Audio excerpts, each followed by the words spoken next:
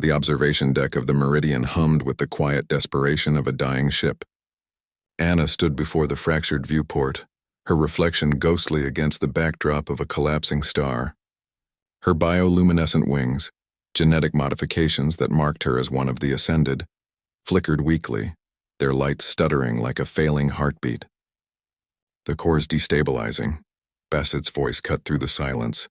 He emerged from the maintenance shaft, his human form covered in burns and coolant residue. No modifications, no enhancements, just flesh and determination. Anna didn't turn. "You should have evacuated with the others." "And miss the view?" He approached cautiously as one might approach a wounded predator. "Besides, someone needs to keep you company while you save everyone." She laughed, bitter and broken. "Save them?" "Look at me, Bassett." Her wings extended involuntarily, revealing the network of dying neural pathways that spiderwebbed across the membranes. The genetic enhancement that was supposed to make her superhuman was killing her instead. "My wings are already broken." The Ascended were humanity's answer to the cosmos, beings genetically elevated beyond baseline human limitations. They could survive in vacuum for hours, process information at quantum speeds, and interface directly with starship systems. Anna had been the finest of them all, capable of piloting vessels through dimensional rifts that would shatter lesser minds. But the universe had a way of humbling the proud. "The neurotoxin from the Zelnathi attack is spreading," she continued, her voice hollow. "My enhanced neural pathways are turning against me. Every system I try to interface with accelerates the degradation. I'm not a pilot anymore, I'm a liability." Bassett stood beside her now, his ordinary human eyes taking in the stellar phenomenon outside. The star's death throes painted the void in colors that shouldn't exist. "You know what I see when I look at you? A failed experiment? A stubborn woman who refuses to ask for help." He pulled out a data pad, its screen illuminated with impossible calculations. "I've been working on something." Anna finally looked at him. Really looked. His face was haggard, eyes red from lack of sleep, fingers trembling with exhaustion. "What have you done?"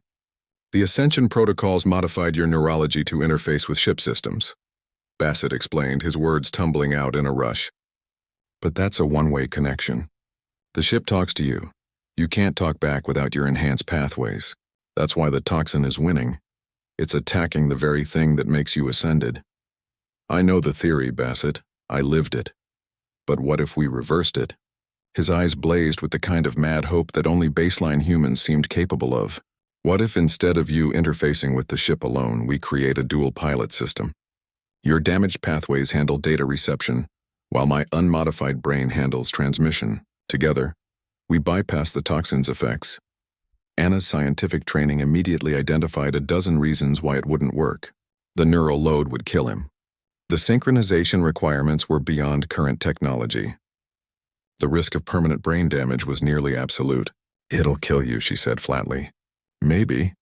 Bassett smiled, and it was the most human thing she'd seen in years. "But you know what makes us humans special, Anna? We're not special.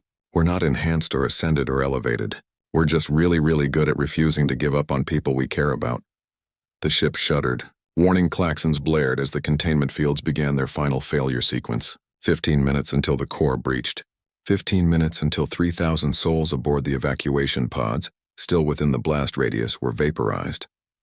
Anna felt something crack inside her chest, and it wasn't the toxin. "The neural interface crowns are in Medical Base 7, she whispered. They ran. The procedure was brutal and improvised. Bassett's hands shook as he placed the interface crown on his head, the thorns of the device piercing his skull to make direct brain contact. Anna's own crown settled into the familiar grooves, but this time, she wasn't alone in the network. She felt him. His thoughts, raw and unfiltered, flooded through the connection. Fear, determination, love. So much love that it burned brighter than her dying wings. "Ready?" she asked through the neural link. "Does it matter?" His mental voice was steady despite his terror. Anna reached into the ship's systems, feeling the familiar rush of data. But this time, when the toxin surged to corrupt the pathways, Bassett was there. His unmodified neurons absorbed the strain, rerouting, adapting, enduring. He screamed. She felt it echo through their shared consciousness, but he held firm. Together, they grasped the ship's failing heart. The Meridian wasn't designed for this kind of manual control. Its systems bucked against them like a living thing. Anna processed the incoming data streams while Bassett translated their commands into pure will, forcing the ship to obey. His nose bled. Her wings convulsed, but they held each other amidst the sparks. With a precision that shouldn't have been possible, they redirected the core's energy into the dimensional drives. Space tore open, a rift blooming like a flower of folded reality. The evacuation pods, still tumbling helplessly, were caught in the gravitational wake and pulled through to safety. The Meridian followed, dragging its dying core through the rift, carrying Bassett and Anna with it. When they emerged on the other side, the ship's core finally exhausted itself in a cascade of harmless radiation. Bassett collapsed, blood running from his ears. Anna's wings crumbled to ash, the last of her enhancements burning away. They lay on the deck together. Two baseline humans, absolutely ordinary.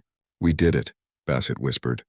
Anna turned her head to look at him, really see him with eyes that were now just eyes. "You know what the Council will say? That without my ascension, I'm useless. Good thing I'm not the Council." He reached out, taking her hand. His grip was weak but warm. "You were never your wings, Anna. You were always the person brave enough to use them." Through the viewport, the rescue ships were already arriving, drawn by the evacuation pod's beacons.